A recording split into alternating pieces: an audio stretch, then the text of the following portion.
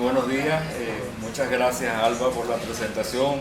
Muchas gracias a la Sociedad Venezolana de Poricultura y Pediatría, a la cual pertenezco también, y a la clínica, al centro clínico que nos ha dado pues, la oportunidad de compartir con ustedes en este agradable ambiente. Yo les quiero dar en primer lugar mis excusas por haber tenido unos minutos de retraso, pero la culpa es mía por no quererme desprender de una anfitriona que nos pusieron excelente, y la chica pues la verdad que desde que amaneció nos está atendiendo y bueno, se nos prolongó el desayuno y esas cosas. Hasta yo. Tengo razón. Entonces el tema de hoy, bueno, en los próximos minutos vamos a hablar voy a compartir con ustedes lo que en realidad sabemos todos, pero que tenemos que puntualizar y tenerlo en cuenta, porque de esto depende el futuro de nuestros niños, sobre todo de los egresados de nuestras unidades de cuidado intensivo neonatal. Vamos a hablar las definiciones acerca del riesgo biológico, cuáles son sus antecedentes, sus orígenes, cómo se clasifica, la importancia que tiene esto, qué vamos a hacer con un niño de alto riesgo y finalmente unas conclusiones y otras cosas agregadas. La gente que más ha trabajado en el mundo sobre el riesgo biológico es las personas que están encargadas de la atención temprana en España y han publicado desde el año 2000, 2005 y 2012 el libro blanco. Este libro blanco es un manual de procedimientos que existe pues, en esa comunidad, donde aglomeran todas las medidas que debemos tomar desde el diagnóstico y finalmente pues dónde va a pasar este niño. Aquí tenemos la definición del grupo de atención primaria, que nos define los niños que durante el periodo peri o postnatal o durante el desarrollo temprano o inicial han sido sometidos a unas situaciones que pueden alterar su proceso madurativo y va a traer consecuencias severas. El video que les quería mostrar, tal vez se los muestre al final, si logro sacarlo de allí, es un video pues, relacionado a las consecuencias de un niño con riesgo biológico. No solamente la gente de España ha trabajado en este concepto, sino los neonatólogos de la Sociedad Iberoamericana de Neonatología, que nos hemos reunido y hemos sacado el consenso de seguimiento. Aquí tenemos Seguiciben. Esto es una sociedad sin fines de lucro, similar a la de pediatría, pero con una extensión mayor, pues España y toda América, desde Canadá hasta la Patagonia. Ellos definen que son unos niños que tienen unas características biológicas o ambientales que las mismas implican una alta probabilidad de tener alteraciones en el desarrollo. Estos son conceptos clásicos que los quise traer tal cual como están descritos en la literatura, porque están bien estudiados el concepto de la emisión y pues deben ser así. Es muy importante que al egresar los pacientes de la unidad de cuidado intensivo neonatal podamos tener prevención de procesos agudos. Eso lo vamos a lograr si tenemos en cuenta qué niños tienen el riesgo biológico elevado, a quien vamos a mandar a atención inmediata. No podemos dejarlo para cuando tenga 15 años, tenemos que mandarlo a atención inmediata para prevenir alteraciones tanto a largo plazo como a corto plazo. Una vez que nosotros tengamos establecido pues, cuáles son estos conceptos y qué niños aplican a un alto riesgo biológico, pues tenemos que establecer un plan de trabajo. ¿Cuál es el plan de trabajo? Bueno, tenemos que asistir a estos niños, tenemos que vigilar tanto las intervenciones como los riesgos y los resultados y no dejar atrás la parte educativa. Tenemos que investigar y compartir nuestras experiencias, como en este caso el día de hoy. La Sociedad Iberoamericana, que les voy a decir que para abreviar el nombre, nosotros la denominamos SIBEN, Sociedad Iberoamericana de Neonatología, pues ha emitido dos conceptos importantes sobre los niños que tienen riesgo biológico elevado y nos definen a los NEAS, los niños con necesidades especiales de atención en salud. Ahí tienen el concepto y son aquellos niños pues, que van a acudir a instituciones de salud con mayor frecuencia que la población normal. La población de riesgo va a ir más veces, va a necesitar más atención en salud que un niño que no tenga ese riesgo. Luego, ellos también implican un concepto de los niños dependientes de tecnología, porque nuestros bebés de alto riesgo, que bien sea por no haberse hecho el riesgo, el diagnóstico inicial, o por atención que haya sido tardía, o por cualquier razón que se haya instalado un proceso crónico, pues son niños que dependen en tecnología en muchos casos, sobre todo ventilación mecánica asistida. Muchos niños pueden requerir nutrición parenteral en el hogar, aparte de equipamientos para movilizarse, caminar, andaderas, etc. Todo esto incluye este grupo de pacientes. ¿Qué objetivo nosotros vamos a perseguir? Nosotros queremos que se reduzca el número de descompensaciones agudas que tenga este niño, porque de ello va a influir en el resultado final. Con eso vamos a reducir que ese niño se reingrese, porque cada vez que reingresa pues va a hacer un daño mayor al bebé, no por la hospitalización, sino que por la razón que obligó a hospitalizar. También vamos a perseguir que estas capacidades funcionales que presenten estos niños pues no se vean alteradas con tanta intensidad, y pues que este paciente tenga una buena calidad de vida, pues, creando unas condiciones de vida que le den cierta independencia para que el niño en su edad adulta pues se pueda desenvolver. Se han clasificado según los orígenes de emisión de los conceptos. Entonces, el libro blanco, que es como decir el principal libro, la principal fuente y de inicio precoz en la terminología, es de la grupo, eso se llama Grupo de Atención Temprana en España, pues tiene una larga lista de niños con estos problemas, especialmente el peso. Esta lista pues va a quedar la presentación allí y la pueden obtener. Las voy a pasar rápidamente porque no vamos a detenernos en cada una, solamente para recordarlas. Tenemos los niños con un peso menor al percentil 10, o sea que cualquiera que esté desnutrido en útero tiene un alto riesgo. Y así como los niños que tienen menos de 1500 gramos, que de paso es el grupo de mayor riesgo neonatal alterado dentro de toda la población de neonatos. También los menores de 32 semanas, los que tengan un Apgar bajo, es decir, los que sean asfícticos, los que se hayan ventilado por más de 24 horas, que son casi todos los que reciben ventilación. Es muy raro que sea por pocas horas, generalmente son más de 24 horas. Los niños que hayan tenido una hiperbilirrubinemia, que haya meritado exsanguinotransfusión por los efectos tóxicos de la encefalopatía que conlleva la hiperbilirrubinemia. Los niños que hayan convulsionado, los que hayan presentado sepsis, meningitis o encefalitis neonatal, los que hayan presentado una disfunción neurológica persistente, y esto puede ser inclusive desde una encefalopatía hipóxico-isquémica grado 1, que es casi inadvertida, que solamente nos podemos dar cuenta que la tiene si vemos el niño con un estado de hiperalerta por más de una hora. Es un niño que esté muy despierto, que las enfermeras dicen que parece un ventilador, que voltea para acá y voltea para allá. Ese es un niño hiperalerta, y ya este caso, pues solamente con eso tiene un riesgo biológico elevado. Por supuesto, los que tengan alteración en las imágenes, tanto en la tomografía como el eco, quiero aprovechar que aparece la palabra TAC ahí, pero la referencia es del año 2000, cuando se hacían TACs a los bebés. En la actualidad se ha demostrado que la radiación emitida por una tomografía supera en mucho a la radiación permitida por un neonato, y se prefieren entonces las resonancias antes que las tomografías. Esto es una salvedad y no la modifiqué porque en el año 2000 eso era lo que se usaba, y esa referencia viene del año 2000. Todos los niños que tengan malformaciones del sistema nervioso, los que tengan neuropatías metabólicas, así sea una hipoglicemia, y sobre todo si es sintomática, si el niño convulsiona por hipoglicemia. También las alteraciones neurometabólicas, que son un poquito más complicado el diagnóstico, pero que podemos llegar a su diagnóstico de una manera no tan sencilla, pero siempre llegamos a ver cuál metabulopatía está presente por allí.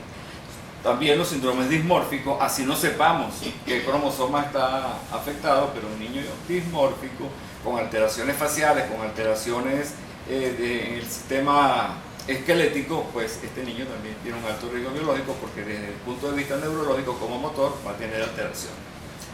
los hijos de madres con patologías, infecciones y drogas, si ha tenido un hermano que no se supo por qué está atrasado o por qué tiene una parálisis cerebral, este bebé es de alto riesgo también.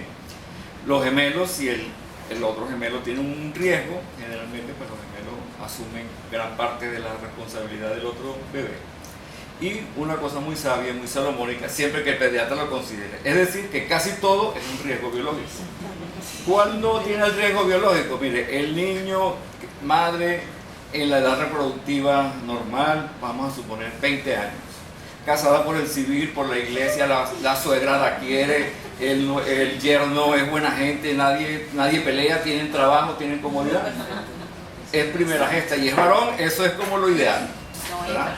Entonces, a lo mejor ese no tiene un riesgo biológico, pero si hay una cosita mínima por allí, hipoglicemia, convulsionó, bueno, la convulsión no es un signo mínimo, pero muchas veces pasa inadvertido.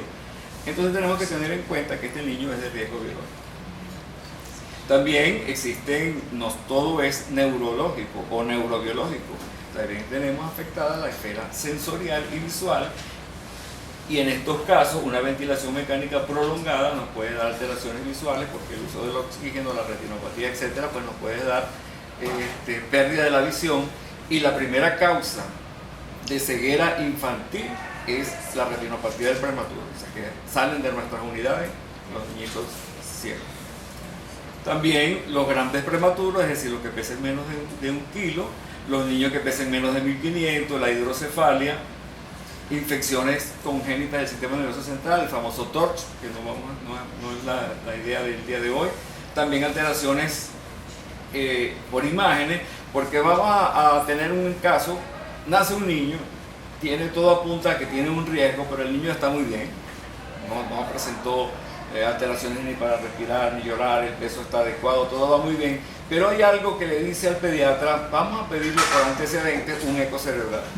Resulta que en el eco cerebral vemos una anormalidad, ya ese niño entra en el riesgo biológico aumentado por imagen.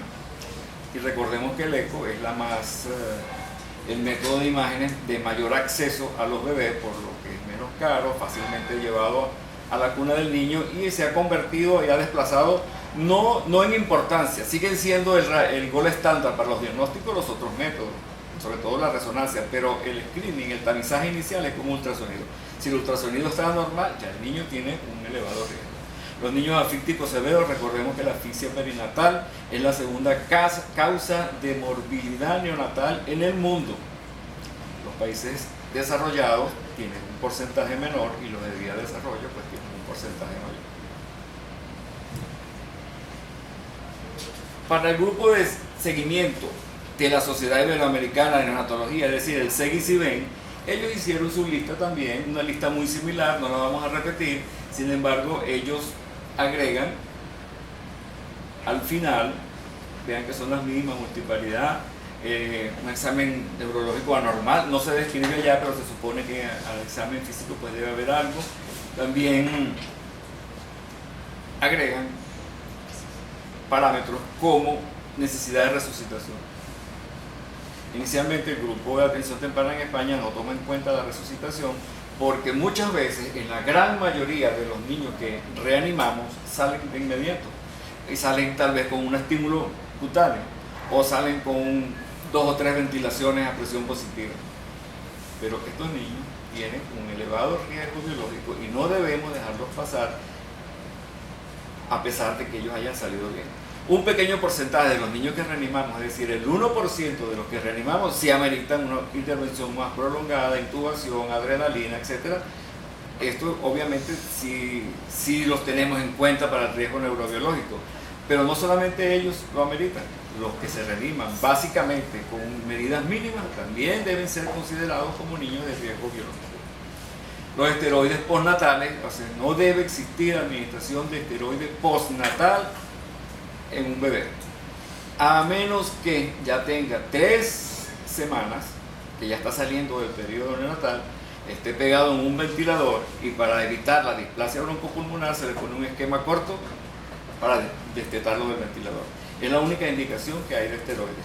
No se pueden usar esteroides en los bebés porque nos alteran el eje metabólico y nos dan alto riesgo biológico.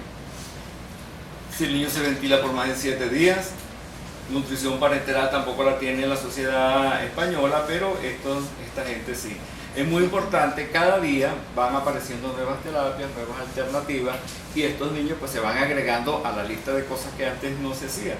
Por ejemplo, una derivación ventriculoperitoneal es algo que se viene haciendo desde hace muchos años, pero el cierre del ductus quirúrgico o inclusive farmacológico, pues es algo que no está al alcance de muchas unidades, y cuando nosotros utilizamos un medicamento para cerrar el ductus arterioso, es porque el ductus está significativamente alterado a la hemodinamia del bebé, y esto nos puede traer riesgo biológico. O sea, que tengámoslo en cuenta. Si el niño tuvo un ductus y se le puso ibuprofeno y así el ductus sea cerrado, ese es un alto riesgo que tiene ese niño, por lo tanto hay que hacer el seguimiento. También ellos tienen, posteriormente de las revisiones que han hecho, de las publicaciones, han emitido boletines donde un neumotórax por ventilación y la retinopatía del prematuro es un alto riesgo biológico. Muchas veces se consideró que la retinopatía, por ser una enfermedad, ya la enfermedad seguía su curso normal, pero no es el curso normal, porque es una enfermedad que en el grado 5, en el grado más severo, produce una ceguera total. Entonces, este es un niño de alto riesgo que tiene que entrar en atención temprana, que tiene que tener un seguimiento, etcétera, porque va a ser una incapacidad para toda la vida.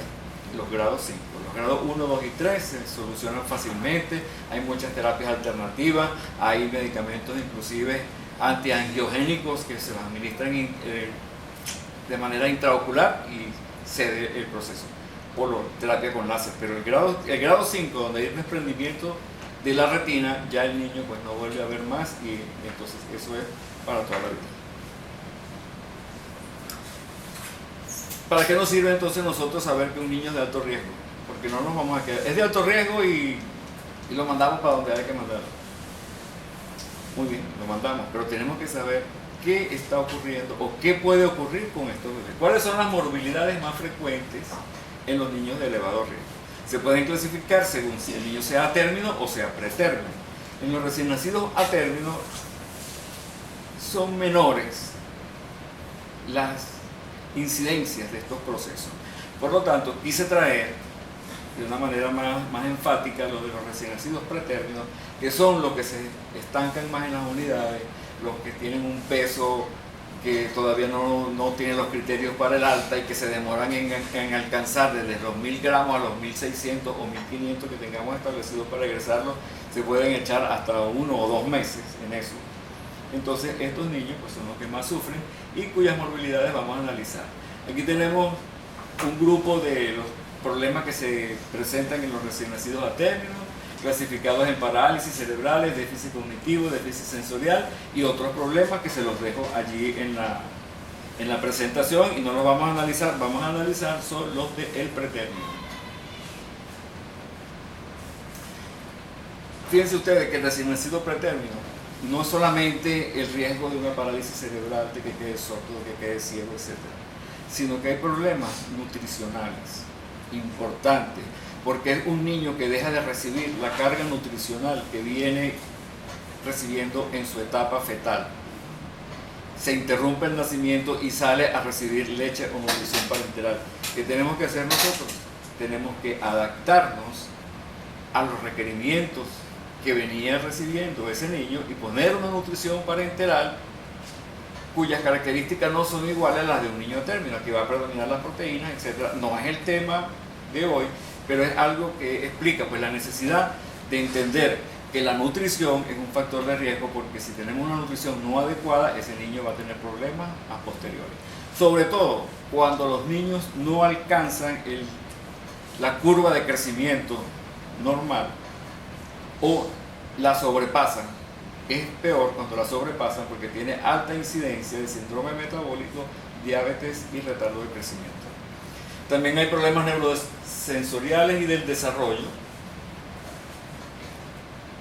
Insisto en la nutrición, porque la nutrición es un índice sensible de salud. Donde veamos que hay un mayor índice de nutrición, pues la salud está fallando más en ese centro, en esa localidad, en ese país o en esa región.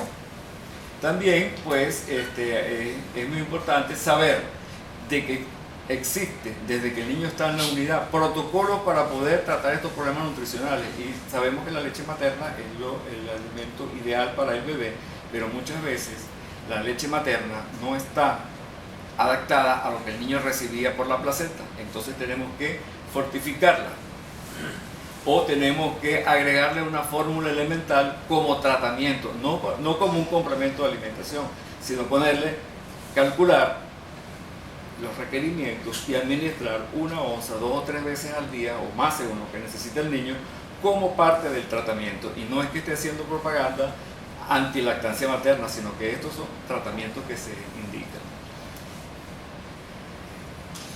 Es muy importante en la parte nutricional que estos bebés prematuros sufren de osteopenia y hasta osteoporosis, enfermedad o patología frecuente en la tercera edad que puede presentarse en etapas iniciales, inclusive antes de que el niño alcance una edad corregida adecuada, porque a las 3 semanas este niño tenemos que hacer una evaluación y ver pues cómo están sus niveles de calcio. El tratamiento es con vitamina D y no es el motivo de nuestra conferencia, pero ahí se los dejo también.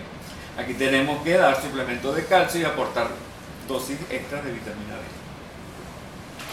D. El hierro es muy importante porque el hierro está directamente relacionado con el nivel de hemoglobina. El nivel de hemoglobina está directamente relacionado con la oxigenación.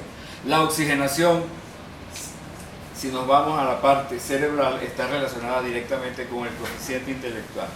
Conclusión: hierro bajo, de coeficiente bajo. Entonces no podemos permitir que nuestros niños tengan anemia, pero tampoco podemos tratar con hierro a todo prematuro porque muchas veces nos hemos transfundido en las unidades y también el hierro es tóxico. Por lo tanto, tenemos protocolos para evaluar esto y cuando el niño tenga un mes le hacemos sus niveles de ferritina y si están bajos o el hierro sérico está bajo, pues le administramos hierro. Si no, no, porque lo podemos intoxicar. Todo tiene que tener una relación con la evidencia, porque no podemos ir a los ciegos ni hacer experimentos nosotros que estamos a un nivel de atención. Los que hagan experimentos, bueno, ya tienen sus protocolos, generalmente tienen su bioética y sus medidas de seguridad. Es muy importante, pues eso es lo que les dije, ver el nivel de ferritina pues, para poder tener la seguridad de indicar el hierro. Una medida que se está tomando y que tiene que ver con el coeficiente intelectual para mantener la integridad neurológica es el retraso en el pinzamiento del cordón. Es nuestra costumbre, o es la costumbre en nuestro medio, de cuando el niño nace inmediatamente se pinza el cordón, se corta y se retira de la mamá. Pero se ha demostrado que retrasar el pinzamiento del cordón durante 30 segundos mejora el nivel de hierro sérico, de las reservas de hierro, de la hemoglobina, de la persistencia o aparición de la anemia del lactante y con ello pues mejora el coeficiente intelectual y se ha demostrado mejor progreso neurobiológico en niños que se ha retrasado el pinzamiento del cordón por 30 segundos que en los que no. Hay otros autores que dicen 1 minuto, otros 1 minuto y medio, cada quien tiene su justificación, pero la Academia Americana de Pediatría pues sugiere que son 30 segundos y eso está incluido en el actual manual de procedimiento de la reanimación. No forma parte de reanimación, pero a quienes vamos a dejar 30 segundos el cordón latiendo para que el niño se nutra más de sangre materna, a los que no tienen necesidad de reanimar. Si vemos que viene un niño decaído, deprimido, con todos los antecedentes, que haya que intubar o que haya que dar masaje cardíaco, pues no se retrasa el pinzamiento del cordón. Son a los que no ameritan. Hay morbilidades neuromusculares que van desde un retardo motor simple hasta problemas transitorios. Este no debe ser considerado como una patología porque se autolimita. Ya a los 18 meses una hipertonía transitoria pues ya no debe estar.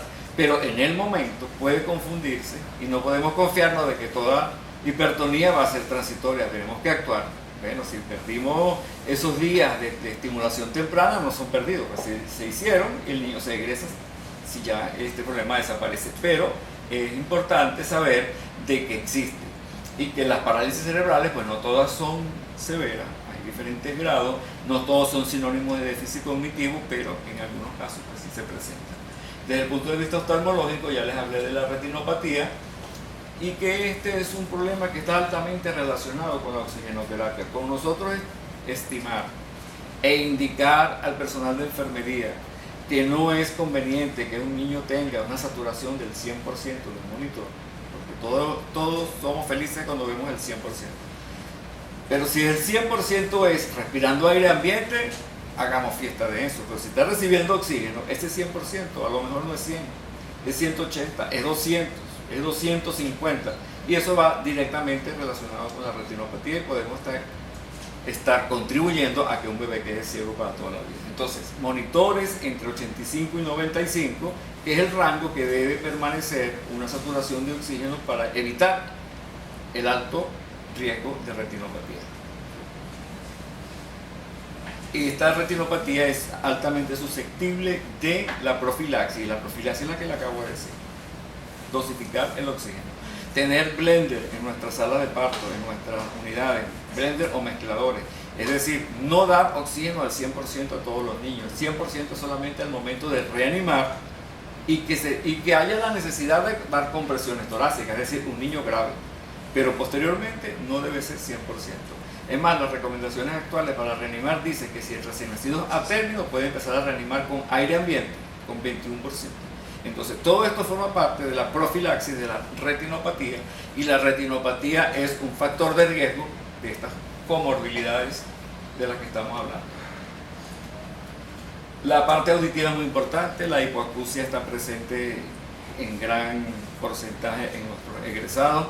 Hay hospitales que tienen un despistaje de hipoacusia con las pruebas de emisión de emisiones otoacústicas, que es una prueba inicial que se la hacemos al niño antes de egresar, y el que salga bien nos olvidamos de él, pero el que tiene alguna duda se le hacen los potenciales evocados de tallo cerebral a los 3 meses para poder determinar pues, si tiene una hipoacusia real o fue transitoria.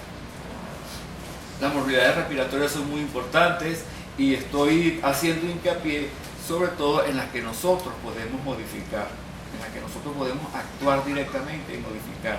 Y este caso es el de la bronquiolitis por virus sincitial respiratorio. Nosotros tenemos en nuestras manos una herramienta que es una inmunoglobulina contra el virus sincitial respiratorio, en la cual tenemos hasta protocolos nacionales para su administración.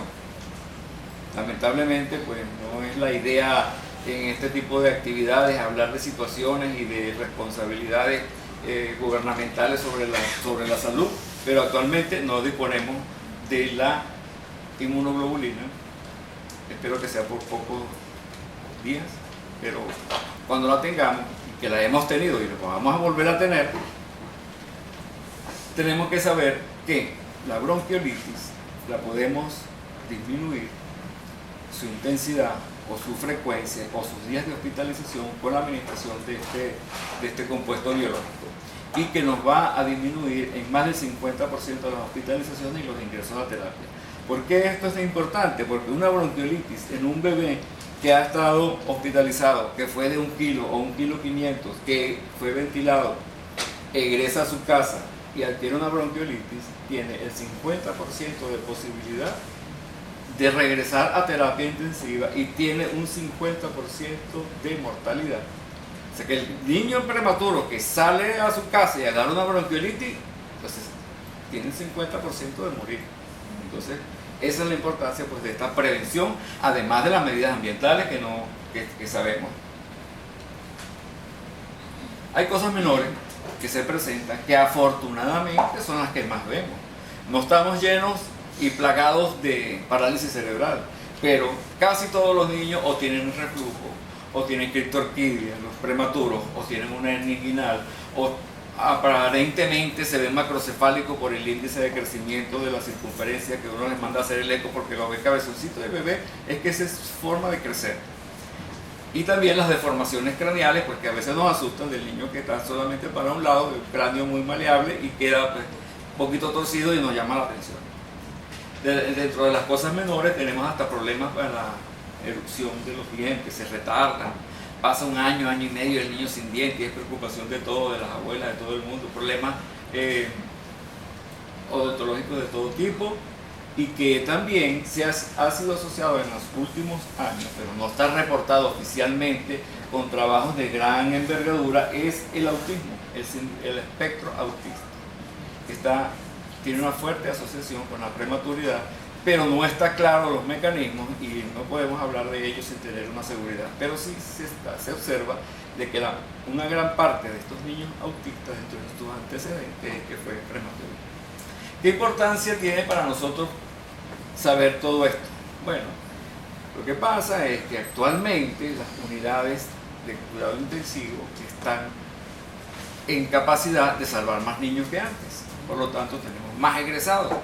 Por lo tanto, tenemos mayor índice de supervivencia. Y estos que sobreviven, pues vamos a ver todas las alteraciones que yo les acabo de mencionar, que aparecen en cierta frecuencia. Si la literatura nos dice 1 por cada 1000 y tenemos 500 egresados, pues lo vamos a ver de una manera muy esporádica, pero al tener 10.000 egresados, lo vamos a ver más frecuente. Entonces todo se está haciendo más frecuente porque tenemos más egresados y más sobrevivientes de las terapias intensivas. Debemos tener importancia de saber qué está pasando con anterioridad para poder nosotros hacer nuestras estrategias de trabajo y adecuar una planificación al alta, que es lo que yo creo que ustedes están llamando la escuela prealta, ¿cierto? ¿No? Tiene algo que ver de eso.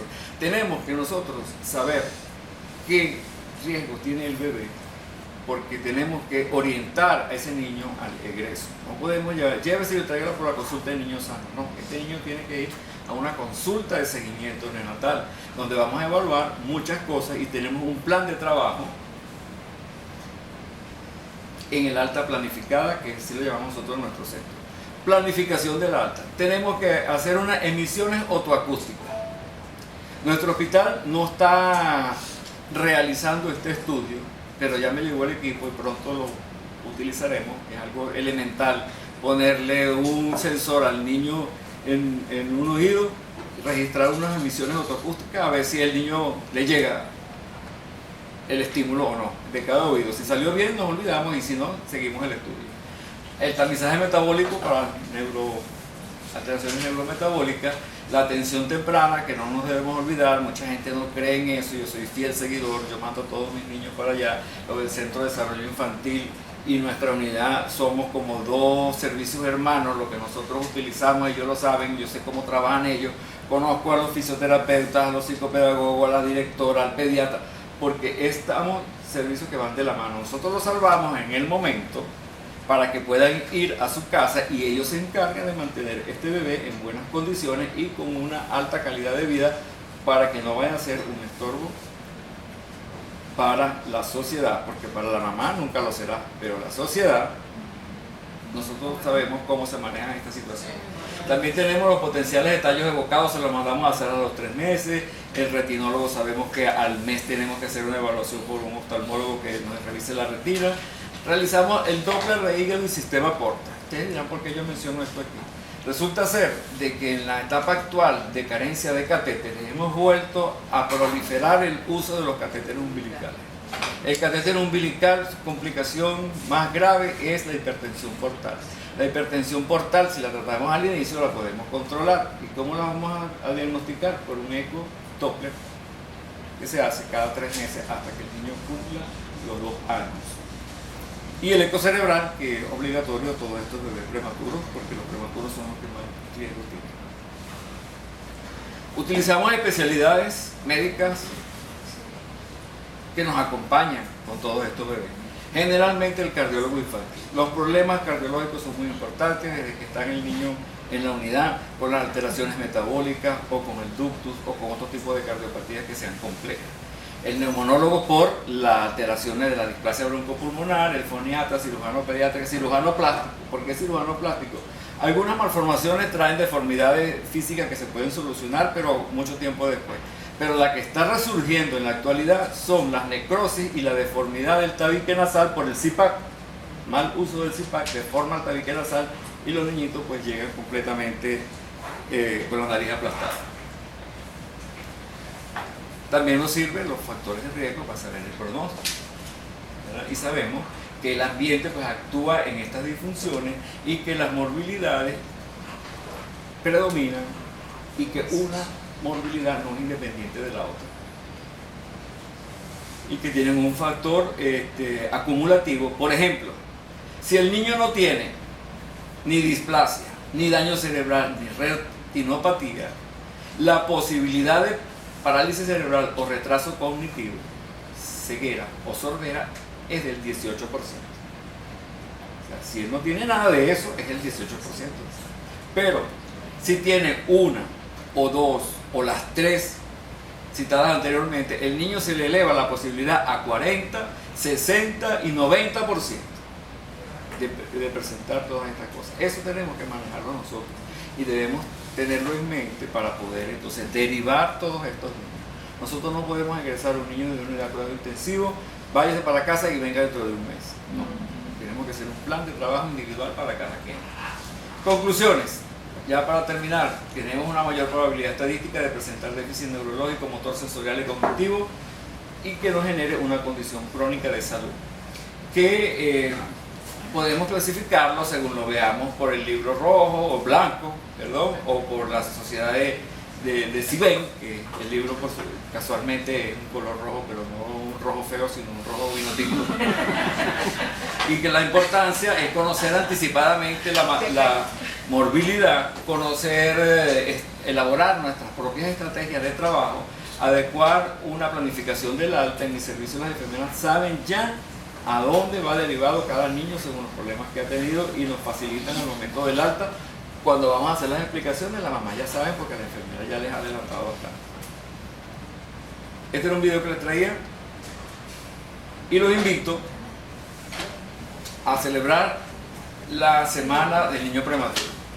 Nosotros hemos realizado varias actividades, aquí nos damos la rueda de prensa, la informamos al público. El año pasado hicimos una caminata por todo el hospital. La caminata es con la intención de que la población conozca la necesidad. Nosotros la sabemos, pero a lo mejor el director del hospital, que es traumatólogo, no lo sabe y no le da la prioridad. Entonces llevamos cartelitos donde decía: el hospital necesita 5 neonatólogos y tiene uno solo. Yo tengo 2 años sin vacaciones porque no tengo quien dejar para que venga a intubar a un niño o poner un surfactante. Ya los pediatras que me acompañan ya están diestros y ya intuban y ya ponen surfactante, pero no son neonatólogos todavía porque no tenemos residencia. Pero eso es importante. Necesito 10 camas de terapia intensiva y tengo una sola. Meto a un niño y refiero 5. Meto a un niño y refiero 5. O sea, son cosas que tienen que saber a la comunidad, que tienen que saber a las autoridades civiles para que nos den peso a la hora de conseguir los recursos. También los invito a realizar un curso de dermatología general infantil en Maracay, Estado Aragua. Es excelente, tiene ya, esta es su edición número 11. Y también los invito al Congreso Nacional de Enfermería Neonatal en Puerto Ordaz. Muy bien, allá nos veremos. Por aquí me acompaña el día de hoy el doctor Víctor Escobar, que está al final, cardiólogo infantil, que junto con Rosela, que es mi enfermera número 1 del Tigre, la que lleva la bandera en las clases neonatales, en el entrenamiento de toda enfermera. No hay ninguna allá en el Tigre que trabaje en neonatología que Rosela no le haya enseñado algo. Entonces, nosotros 3 vamos a ir a dar un taller de arritmias en la unidad de cuidado intensivo neonatal. Con esto, bueno, me despido y espero que le haya sido de utilidad.